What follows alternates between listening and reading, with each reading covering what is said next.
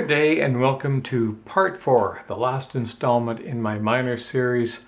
We're going to be looking at the 3 and the 7 chord. So let's get started. The 3 chord in minor is major, so the 3 chord of D minor would be F major, the 3 chord of B minor would be D major, and of course my example that I'm using here, the 3 chord of C minor, is E flat major.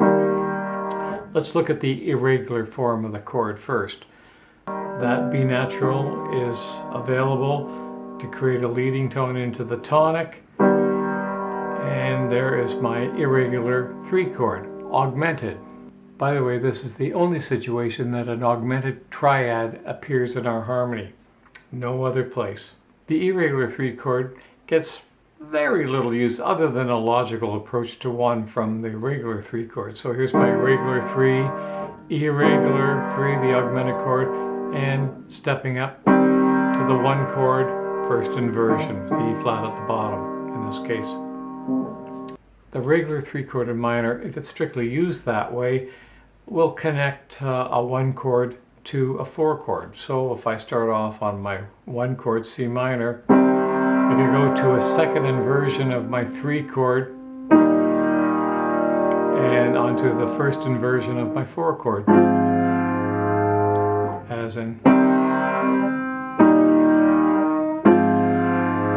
And of course it works also the other way, going from my 4 chord F minor through first inversion of the 3 to root position of 1. The 3 chord occasionally can work into a sequence. Well, it certainly does in major. If I was in E major, root of a 1 chord, 3, 4, 5, as in.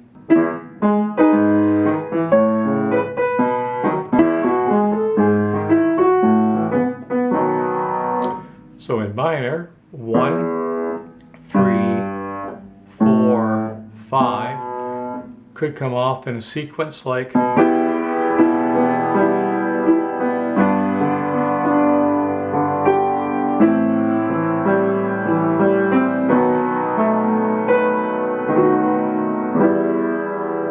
or with a little imagination I could take the 1 chord E minor, could go to the 3 chord G major.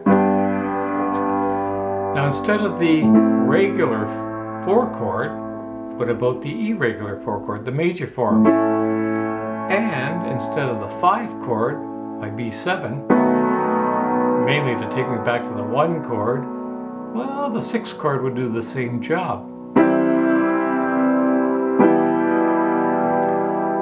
Heck, if I had done that soon enough, I could have had a hit on my hands.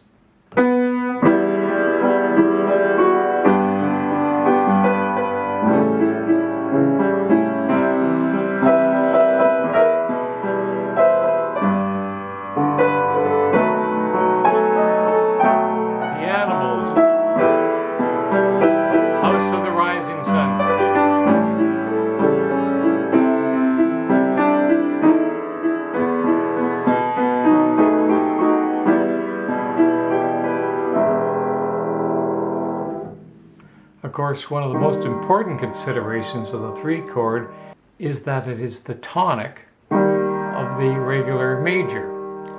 In other words, E flat major has 3 flats, C minor has 3 flats, F minor has 4 flats, used as a 1 chord in A flat major also has 4 flats.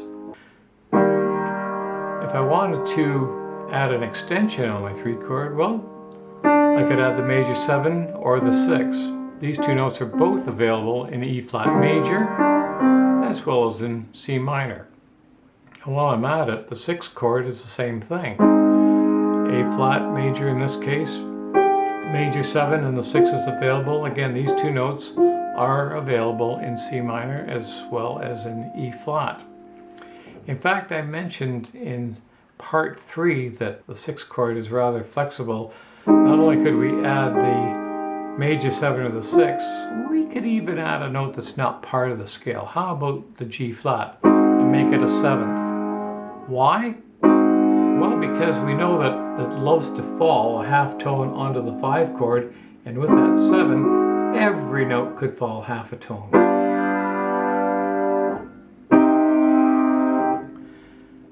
And again, that all-important tritone helps do the job for us. But anyway, getting back to the 3 chord being major, and the fact that it's the tonic chord of the related major, it would not be unusual to encounter passages in minor which can equally be regarded as being in the related major. For example, there was a song from a musical back in the 60s. It was called Hair, and the song was Let the Sun Shine In. I believe it was in A minor. So it started off on the A minor chord, the 1 chord, and it went to the 5 chord, the E7, and then it went back to the 1 chord, and then it went to the 6 chord, and went to the C, the 3 chord. Except I don't believe you heard that as a 6 going to a 3 chord. More than likely you heard it as a plagal cadence in the related C major as a 4-1. So again, here we have a minor song with major qualities. In fact, it loops back and forth. It starts in minor,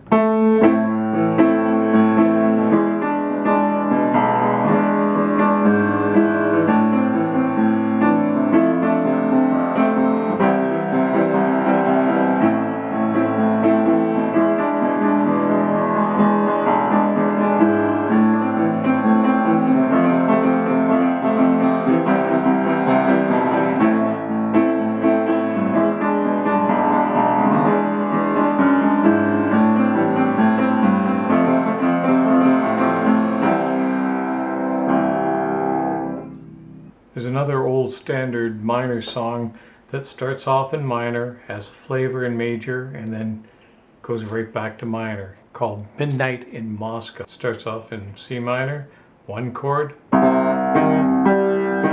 chord, 1, 5, 1. Then it moves into E flat major.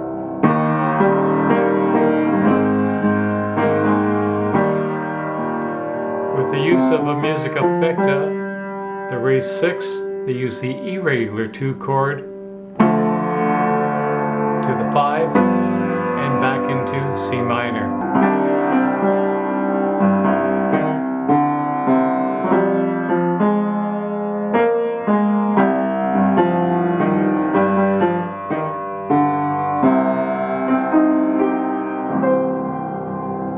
Let's listen to it straight through, starting off in minor, the major flavor, and right back to minor again.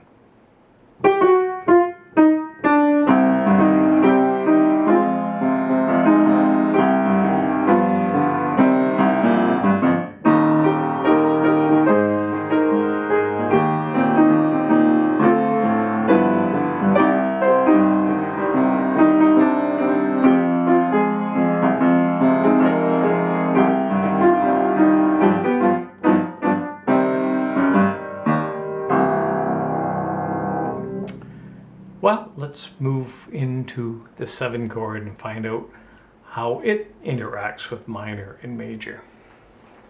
The 7 chord comes in 2 forms: regular, which is diminished, and irregular, which is major. The regular form of the 7 chord, as in major, are the top 3 notes of the 5 chord. So therefore, they function very much as they do in major. They're totally interchangeable, and obviously a good approach to the 1 chord. The extension for the regular 7 chord would be the half diminished 7th or the diminished 7th. Obviously a nice approach to the 1 chord, incorporating both of those.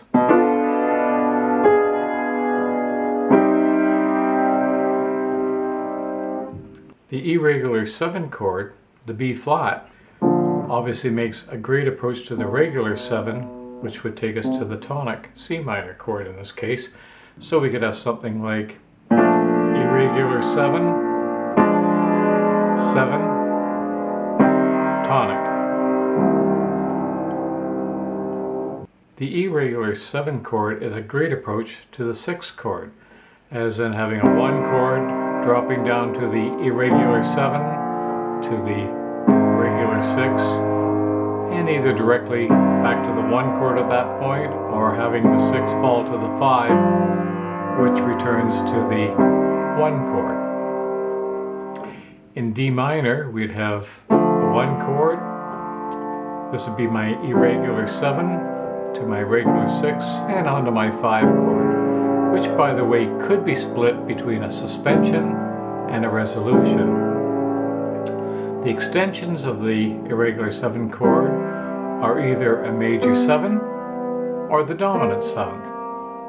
Exactly the same as they would be for the regular 6 chord, major 7 or dominant 7th.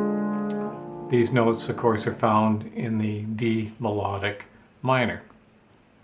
I'm going to play you a little sequence of a 1 to an irregular 7 to the regular 6 to the 5, and on my way down I'm going to be adding a major 7 to my irregular 7 and a major 7 to my regular 6, and I'm going to loop around and I will make them dominant on the way down to a C7 to a B flat 7. Let's just listen how that would sound. So my 1 chord, D minor, to my irregular 7, major 7, regular 6 chord with a major 7, 5 with a suspension, and back around again.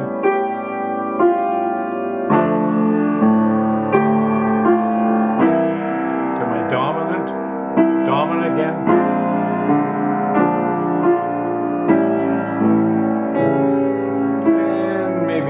Do an interrupted cadence with a 6.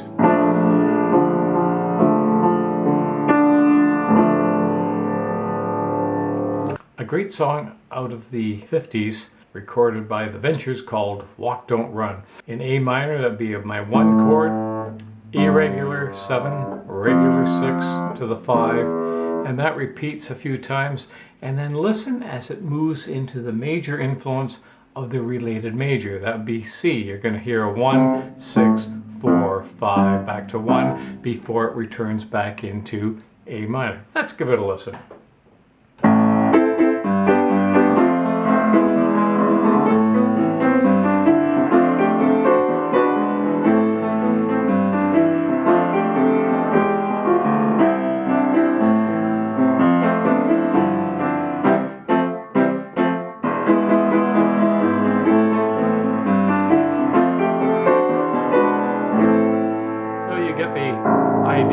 I hope you're able to hear that moving into the major, because that happens a lot. On my irregular 7 chord, if I were to add a 7, well, that would certainly be a great approach into the E flat chord, the 3 chord in C minor.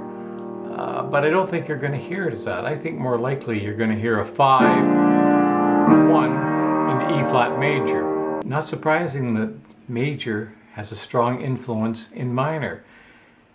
Here I am in C minor. The E flat chord would be the 3 chord in C minor, but it's also the 1 chord in E flat major. My 6 chord in C minor is my 4 chord in E flat major, and the irregular 7 chord is my 5 chord in E flat major. So here are primary chords. I'm going to play a couple of songs just to finish up. They're going to weave in between the related major and their minor. So I'm going to start off with a song called Greed Fields. I'm going to do it in A minor. So we'll be listening for it to move into C major, and then it'll weave its way back into A minor. See if you can pick off on your own when this actually happens. Here we go.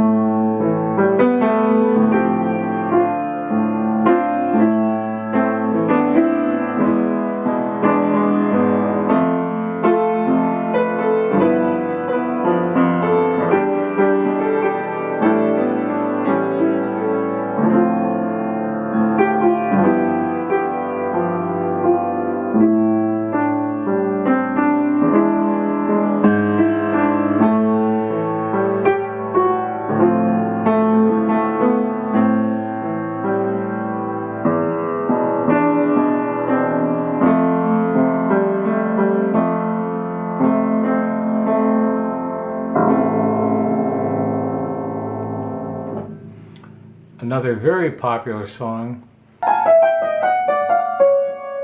Autumn Leaves. Am I in E minor or am I in G major?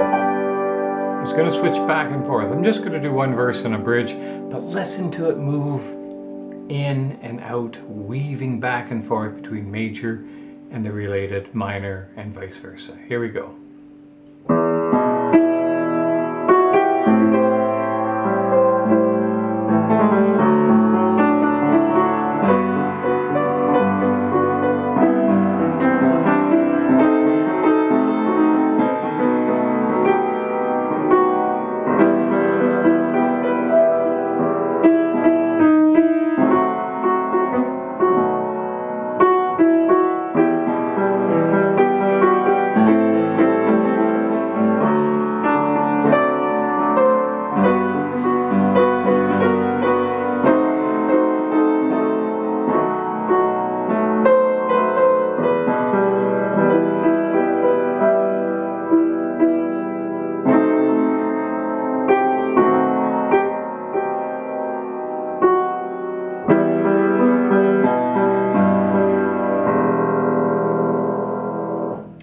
Did you feel it moving between the major and the minor?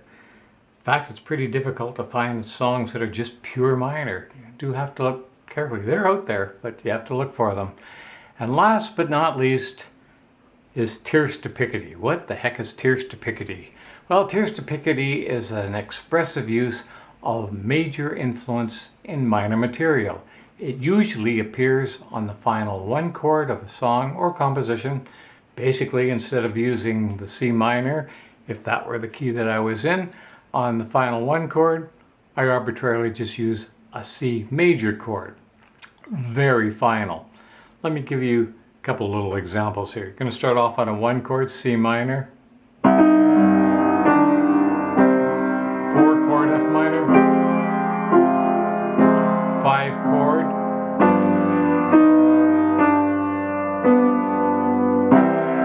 major, C major, tierce to Picardy. Here I'll use a little variation at the end and still end on my C major chord. Again, I'm using C minor as my example. Into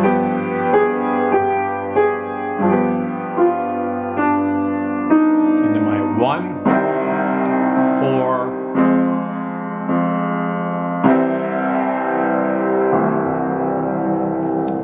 well, I hope you enjoyed my 4-part series on minor. Is there more about minor? Oh, certainly. Mixed mode system. Don't even use key signatures for the most part, but that's for another time. In the meantime, take care. Bye for now. Keep the music alive.